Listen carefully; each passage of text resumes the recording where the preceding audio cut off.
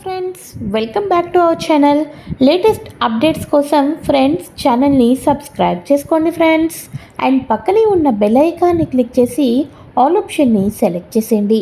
ఇక సత్య క్రిష్ ఒకరికి ఒకరు చిలక గోరింకల్లాగా ఎంతో సంతోషంగా ఉంటూ ఉంటారు. ఇక క్రిష్కి వాళ్ళ నానమ్మ అయితే ఫస్ట్ నైట్కి ముహూర్తాలు ఏమీ లేవు, మీరు అనుకున్నదే ముహూర్తం అని చెప్పటంతో క్రిష్ ఆనందానికి అవధులే ఉండవు. ఇక బయటే క్రిష్ సత్యను దగ్గరకు చేసుకోవటం, సత్యకు గాల్లోనే ముద్ర పెట్టేయటం ఇవన్నీ చేస్తూ ఉంటే ఫస్ట్ నా బర్త్డే ఎప్పుడో కనుక్కో అని చెప్పేసి సత్య కొన్ని కండిషన్స్ అయితే పెడుతూ ఉంటుంది. అయితే ఇక ఇదిలా ఉండగా ఇదంతా కూడా మహాదేవయ్య అంతేకాకుండా రుద్ర చూస్తారు కదా. ఇక రుద్ర అంటూ ఉంటాడు, బాపు సిన్నాని మెల్లమెల్లగా ఆ సత్య కొంగు కట్టుకుంటుంది.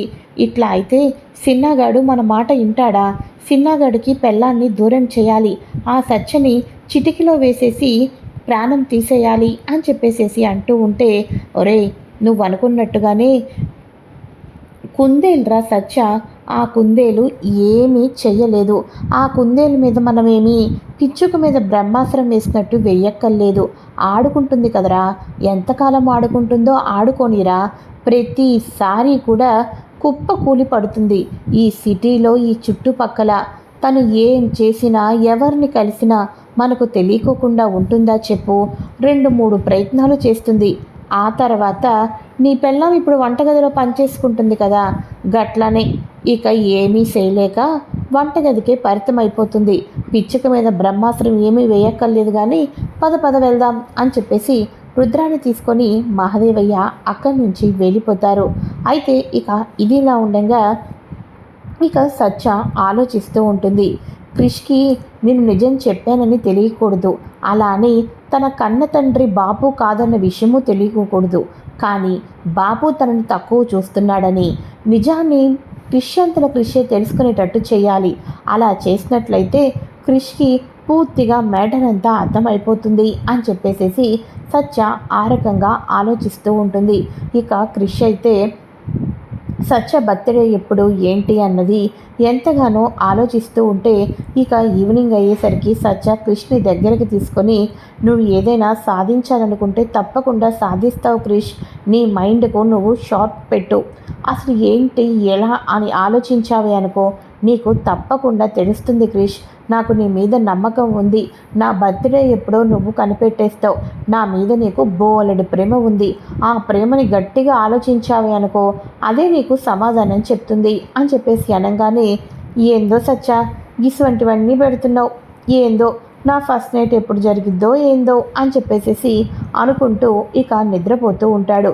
రేపు ఉదయానికల్లా నీ బర్త్డే ఎప్పుడో నేను తప్పకుండా తెలుసుకొని తీరుతాను అని చెప్పేసేసి అనుకుంటూ ఉంటాడు మన క్రిష్ అయితే. ఇక మార్నింగ్ అవ్వంగానే సత్య క్రిష్కి కాఫీ తీసుకొని వస్తుంది. అంతేకాకుండా చెయ్యి నొప్పి తగ్గిందా, ఆయింట్మెంట్ మళ్ళీ ఏమైనా రాయాలా అని చెప్పి అనగానే, లే సత్య, లేదు ఎమ్మటనే తగ్గిపోయింది, ఏమీ లేదు అని అంటూ ఉంటే, నువ్వు అలానే అంటావు, దయచేసి ఆ కట్టు విప్పద్దు, 3 రోజులు అయిన తర్వాత నేనే దగ్గరుండి మరో ఆయింట్మెంట్ రాసి కట్టు మారుస్తాను, అర్థమైందా అని చెప్పి అనగానే, మేడం గారు చెప్పటం నాకు అర్థం కాకపోవడమేనా, బాగా అర్థమైంది అని చెప్పేసి అనగానే, సర్లే అని చెప్పేసి కాఫీ కప్ తీసుకొని వెళ్ళిపోతూ ఉంటుంది. ఆ తర్వాత సత్య వంటలో వర్క్ చేసుకుంటూ ఉండగా సత్యకైతే ఫోన్ కాల్ వస్తుంది. హలో అని చెప్పేసి అనగానే, అమ్మా సత్య నేనమ్మా క్రిష్ బాబాయిని అని అనగానే, హా అంకుల్ మీరా చెప్పండి ఎలా ఉన్నారు అని చెప్పి అనగానే, నా సంగతి ఏముందిలే అమ్మా, నేను బాగానే ఉన్నాను, ఇంతకీ వాడు ఎలా ఉన్నాడమ్మా, చిన్న గాయాలు తగిలాయన్న విషయం తెలిసింది, వాడు ఎలా ఉన్నాడు, గాయాలన్నీ మానిపోయినాయి కదా, నొప్పేమీ లేదు కదా వాడికి, నొప్పి ఉందని చెప్పేసేసి కొంపతీసి తినడం ఏమైనా మానేశాడా, నువ్వు పక్కనున్నావు కదమ్మా, వాడిని జాగ్రత్తగా చూసుకుంటావనే నమ్మకం నాకు ఉందమ్మా, ఇప్పుడు వాడికి పర్వాలేదు కదమ్మా అని చెప్పేసేసి ఒకటే మాటలు మాట్లాడుతుండటంతో సత్య ఆశ్చర్యపోతుంది. అరే క్రిష్కి దెబ్బ తగిలింది, ఈ ఇంట్లో తల్లికి కానీ తండ్రికి కానీ ఏమాత్రం నొప్పే లేదు, ఈ ఇంట్లో వాళ్ళు ఎవరు కూడా క్రిష్ని అంత ఇదిగా ఎవరూ పట్టించుకోలేదు, కానీ ఎక్కడో ఉన్న అంకుల్ మాత్రం క్రిష్ని ఇంత ఇదిగా పట్టించుకుంటున్నారు అంటే క్రిష్ మీద ఈయనకి నిజమైన ప్రేమ ఉంది. ఈయన్ని ఉపయోగించుకుంటే మావయ్య గారి ఆటల్ని కట్ చేయొచ్చని ఎందుకో అనిపిస్తుంది.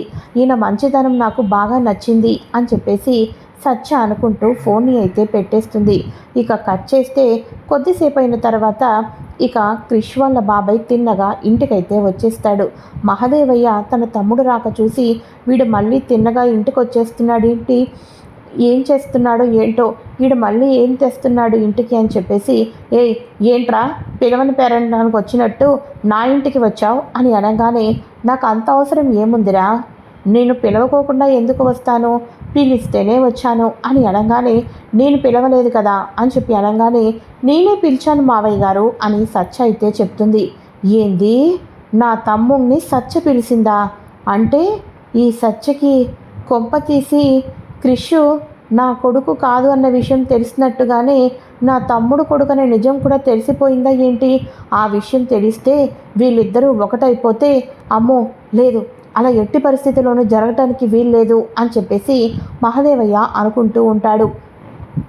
ఈ లోపల ఇంట్లో ఉన్న బామ్మగారు ఇక వెంటనే, నా కొడుకుని చూడాలంటే సంవత్సరానికి ఒకసారి చూసేదాన్ని, నా కోడలు నా మనవరాలి పుణ్యమా అని అంటూ ఎప్పుడు కలిసొస్తే అప్పుడు చూస్తున్నాను, నా సిన్నోని చూస్తున్నంతసేపు నా కడుపు నిండిపోతుందమ్మా సత్య, ఏదైతే ఏమి ఈ ముసలిదాన్ని కొరిక తీర్చావు అని చెప్పేసేసి ఇక బామ్మగారు కూడా ఎమోషనల్ అయిపోతూ ఉంటారు.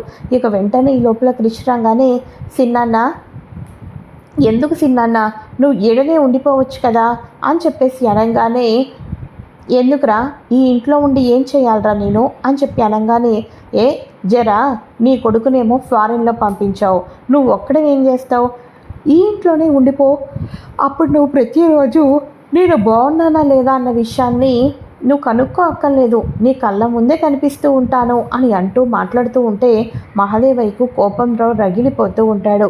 అయితే ఇక క్రిష్కి పని ఉంది నేను వెళ్తున్నాను అని చెప్పేసి వెళ్ళిపోతూ ఉంటే, నాకు కూడా వర్క్ ఉంది నేను వెళ్తాను, నన్ను కూడా డ్రాప్ చేసేరా నువ్వే అని చెప్పేసి అనగానే, గట్లానే బాబాయ్ జా నా బండి మీదే డ్రాప్ చేసేస్తాను అని అంటూ ఉంటే, పదరా నేను ఇప్పుడే వస్తాను అని చెప్పేసేసి, అమ్మ సత్య వాడిని చాలా జాగ్రత్తగా చూసుకో అమ్మా, వాడికి ఏమీ తెలియదమ్మా, నువ్వే వాడిని జాగ్రత్తగా చూసుకోవాలి, గొడవలకి వాటికి వెళ్ళనివ్వకోకుండా చూసుకో అని చెప్పేసి వెళ్ళిపోతూ ఉంటే ఇక అప్పుడు సత్య అనుకుంటుంది, సొంత తమ్ముడు వస్తే అన్నయ్యకి ఎందుకని అంత బీపీ లెగిస్తుంది, అసలు ఏదో జరుగుతుంది, ఏం జరుగుతుందో కానీ అంకుల్తో ఏవో మాట్లాడాలని అనిపిస్తుంది, కానీ మాట్లాడడం ఎంతవరకు కరెక్టా కాదా అన్నది మరొక బాధ, ఏం చేయాలో అస్సలు అర్థం కావటం లేదు అని చెప్పేసి ఇక సత్య గుండెల్లోని భారం అంతా తీర్చుకోవటం కోసం ఆ నెక్స్ట్ డే గుడికైతే వెళ్తుంది.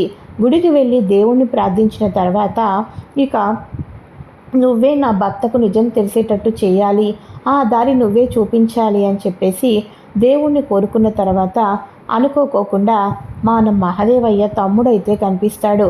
అంకుల్ మీరా అని చెప్పేసి అనగానే, అమ్మ సత్య నువ్వా అమ్మా అని చెప్పేసి అనగానే ఇద్దరు మాట్లాడుకుంటూ ఉంటారు. ఇక గుండెల్లో భారాన్ని దించుకోవటానికి వచ్చాను అంకుల్ అని అంటూ ఉంటే, దేని గురించమ్మా అని అనగానే, ఇంకెవరి గురించి అంకుల్, నా భర్త మాటి మాటికి ఇక ఎప్పుడూ కూడా గొడవలకు వెళ్తూ ఉంటారు, ఇప్పుడు చూడండి మీ కొడుకు హ్యాపీగా ఫారెన్లో చదువుకుంటున్నాడు, కానీ నా భర్త ఏమో గొడవలు కక్షలు ప్రతీకారాలు, ఎప్పుడు ఏం జరుగుతుందో నాకు చాలా భయంగా ఉంది, రోజుకు ఒక దెబ్బ తగిలించుకునే వస్తూ ఉంటారు, మొన్నటికి మొన్న ప్రాణం మీద కూడా తెచ్చుకున్నారు అని చెప్పేసి అనగానే ఇక వెంటనే అప్పుడు ఈ గుడిలో నిన్న నీకు ఎన్నో చెప్పాలి అనుకున్నాను, నా మనసులో భారాన్ని దించుకుందామని వస్తే దేవతలా నువ్వు కనిపించావమ్మా, అందుకని నీకు నేను నిజం చెప్పేస్తున్నాను అని అనగానే, ఏంటి అంకుల్ అది అని చెప్పి అంటూ ఉంటే, ఫస్ట్ నువ్వు నన్ను అంకుల్ అనటం మానేసి నన్ను మావయ్య అని పిలవాలి అని అనగానే, అలాగే చిన్న మావయ్య అని అంటూ ఉంటే, చిన్న మావయ్య కూడా కాదమ్మా నీ సొంత మావయ్యని అని చెప్పి అనగానే, సొంత మావయ్య అని చెప్పి అనగానే,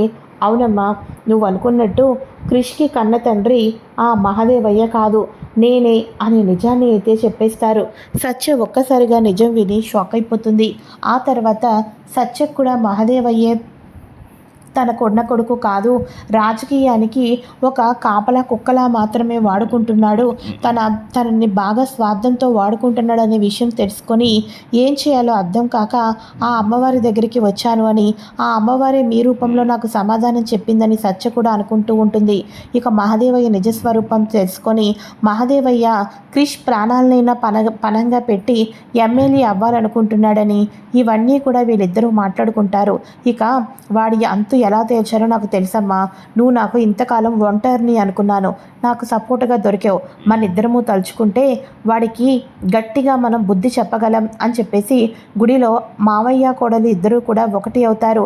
ఇక వీళ్ళిద్దరూ కూడా కలిసి మహదేవయ్య వేస్తున్న ప్లాన్లను, మహదేవయ్య అసలు ఎమ్మెల్యే అవ్వకుండా ఉండటం కోసం, అసలు మహదేవయ్య ఫ్యామిలీ రాజకీయాల్లో లేకపోతే గొడవలు ఉండవు కదా అన్నట్టుగా వీళ్ళిద్దరూ కలిసి ప్లాన్ చేయబోతున్నారు.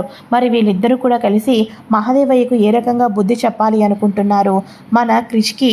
ఇక మెల్లమెల్లగా సత్య ఏమో మీ బాపు నిన్ను ఒకలాగా రుద్రాని ఒకలా చూస్తున్నాడు అనటం, ఆ తర్వాత గొడవల్లోనూ అన్నిటిలోనూ క్రిష్కి పంపటం, ఆ తర్వాత వీళ్ళిద్దరూ రూమ్లో ఒంటరిగా మాట్లాడుకుంటూ ఉంటారు తండ్రి కొడుకులు.